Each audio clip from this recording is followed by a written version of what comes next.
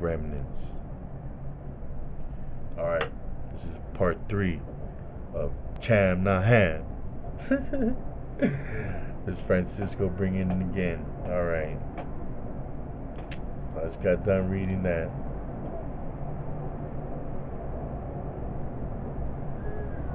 Now, to shut up all, it is evident that the first planters of America was not Europeans, from the dissimilitude of the people, both in their complexions. Hold up.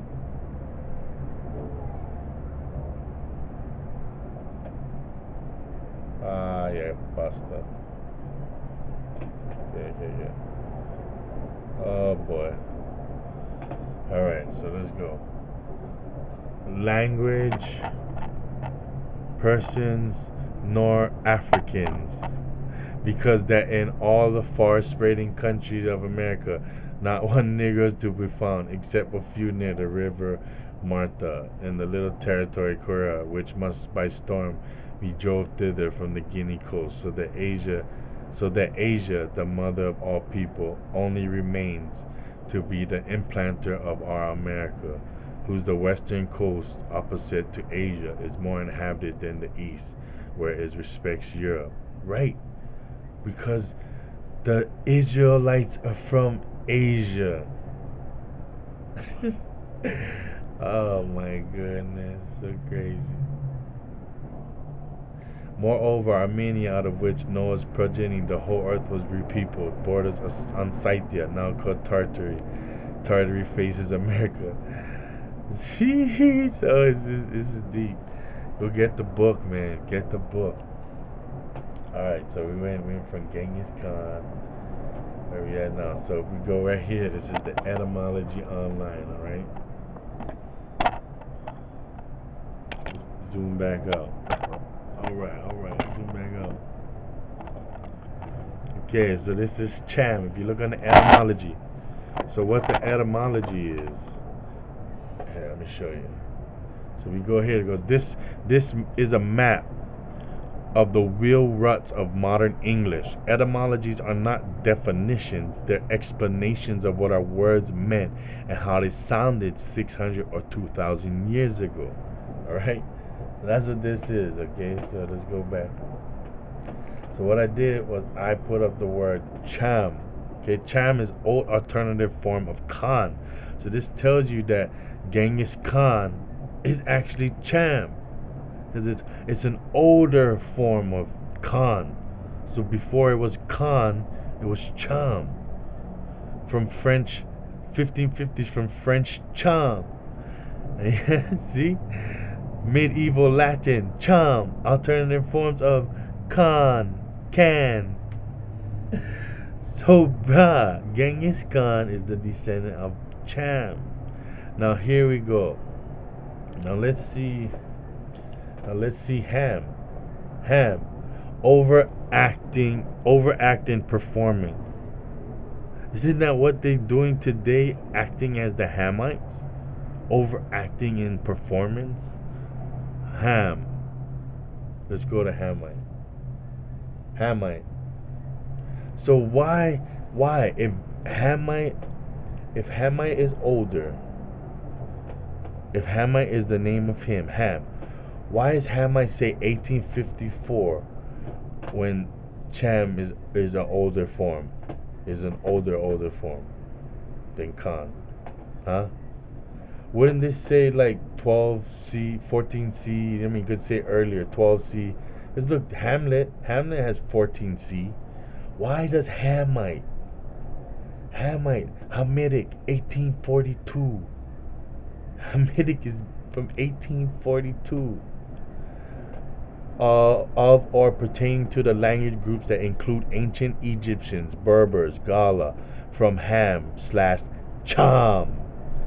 Ladies and gentlemen, you've been tricked. The name of Ham is Cham. And Ham was created later to remove you from Genghis Khan and his descendants, so you could link them to the ancient heritage.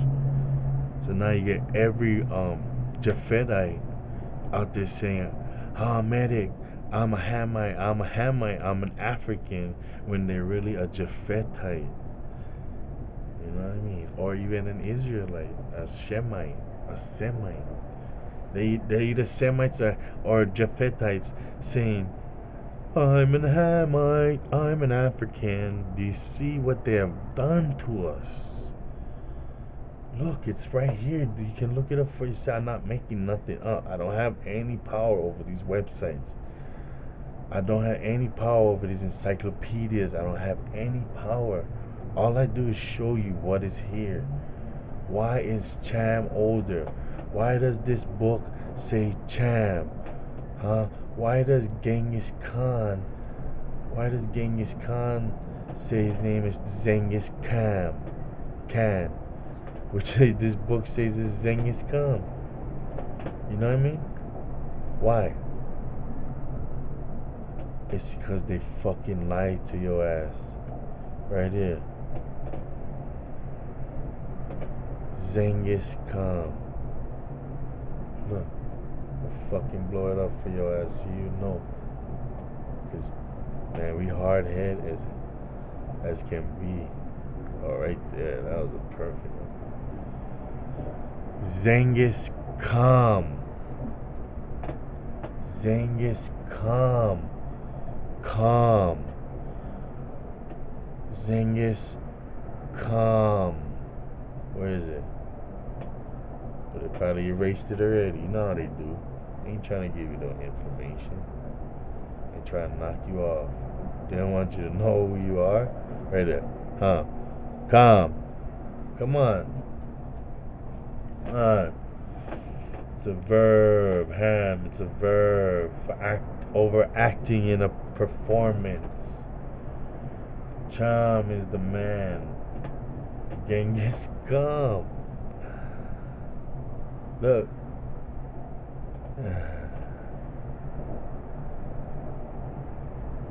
So what I'm trying to say is that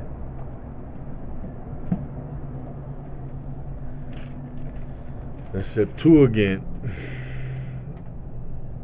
was right. That the forefather of the Africa, now called Africa, is the Chinese people, is the Hittite, the Scadians, the Mongolians, all these stringy haired people. Now let me tell you something. I know you're gonna say, well, how did they survive in Africa? All these other places, how were they surviving? Let me tell you something. What do we know about Africa? We know that people in Africa went through diseases and mutations, genetic mutations, right? Right. It's called, in the Bible, they call it leprosy. What did this do to them? It lightened their skin. It changed their hair texture, right? Their features. So who doesn't look like us? Chinese, the Mongolians, because they are from Africa. They are Mizraim, who was the prior to Egypt, who was overthrown by the Sumerians, who became Egypt. We can prove that several of these descendants of Ham have stringy hair, because they went through leprosy. Watch. Okay, so this is ancient Chinese people, right? This is Mongolian people, the same fucking people, right? Right? Or Genghis Khan, Mongolian, same people, right? Descendants of Cham, right? Shina. What is the name of Shina? What is the meaning of Shina? Its original name, Shina, Japanese. So this is connecting one of those groups. Isn't Japanese a Mongol? So this is saying that Japanese have ties to Shina. What is Shina? Shina is the tribe of sin. The Romans was calling them Shinna, to recently, before they changed the name to China. But it's the original name for the Japanese because they're brothers to the Chinese. They're all Sinites. They're the children of Kham. Right? What else is there? It says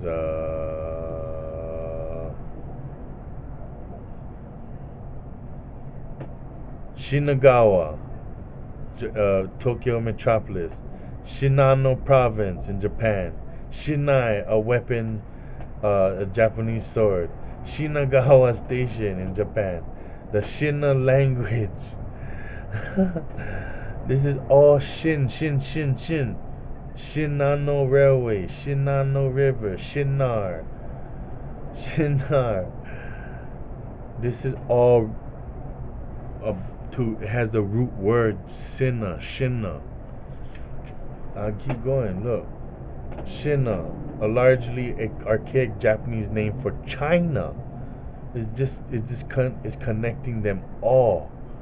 What the word was originally used neutral in both China and Japanese, but can be perceived as derogatory by the Chinese during the course of the Sino-Japanese Wars. Look, Sino. They leave all the evidence, but we are silly. Watch this. Look, Shin. What can I find with Shin? Oh, Japanese name. Oh, Taiwan. Oh, Korean name. Oh, Chinese name. So the Koreans are connected. Why? Because they are the sons of Sin, the son of Kham. Look, Shin Hayata, Ultraman. Shin, the Supreme Kai, Dragon Ball. Shin, the Nanto Masters, and the Fist of the North Star. River Shin. I mean, look. Shin Hundukush. Shin Buddhism, a widely practiced branch of Buddhism in Japan. Like, you gotta understand, that's them. Look, Nimrod. Okay? Now, Nimrod, alright? Now we're gonna crack into, because you know you don't believe me. Man, this guy is crazy, man. Okay, Nimrod, king of Shinar. Shinar, the children of Sin, the children of Kham. You guys gotta understand, you've been deceived. You have been deceived.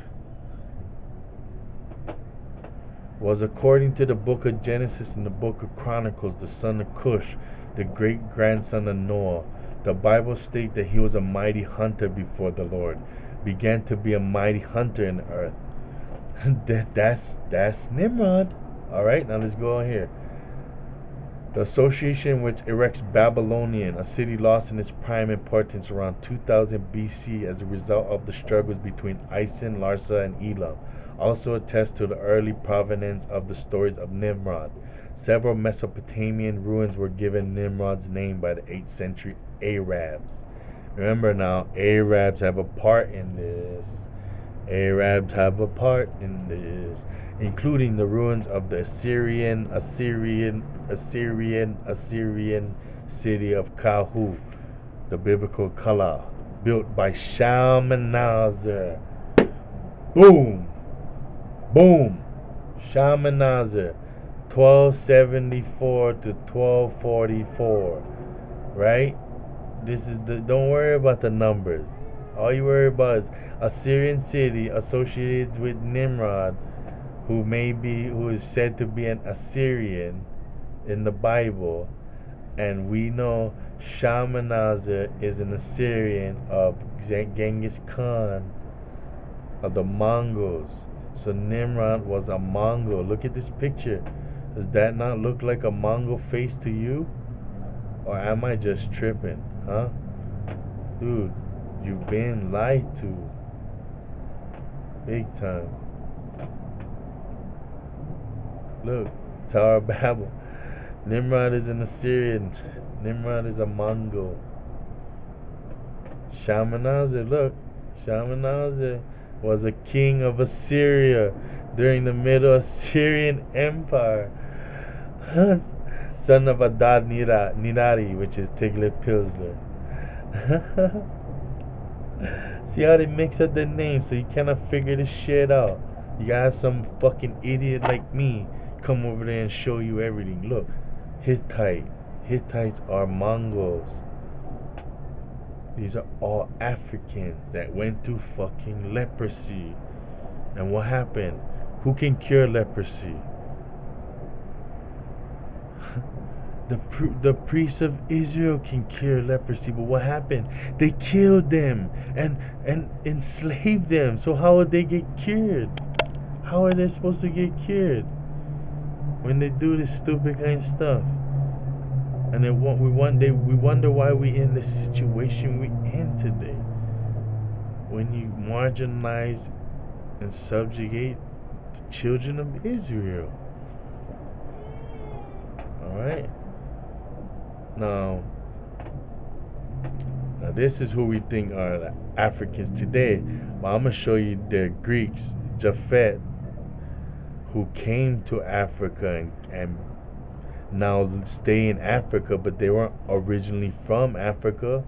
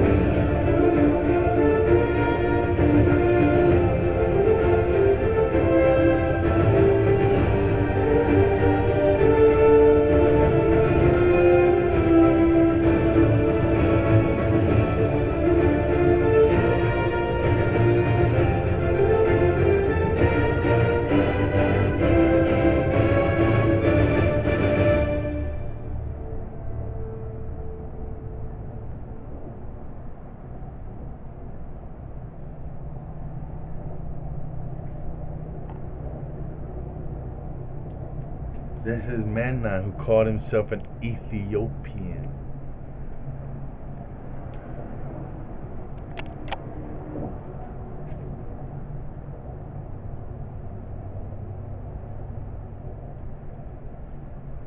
Who are the Cretans in Egypt, who left Egypt and started the Greek nation, who started syncretism. They're from Egypt. They're Egypt. Anytime you have an AE in front of a word, in front of a name, that means Afro people who are from Japheth and Shem, not from Ham. Ham is really calm. The Arabic people,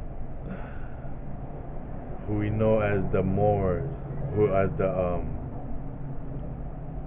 Moors, the Arab Moors, who we see, those are Japhethites.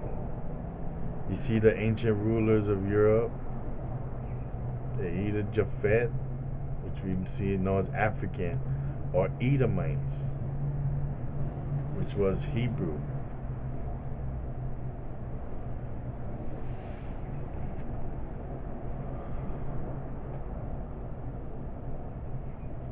Okay, so that's enough of that.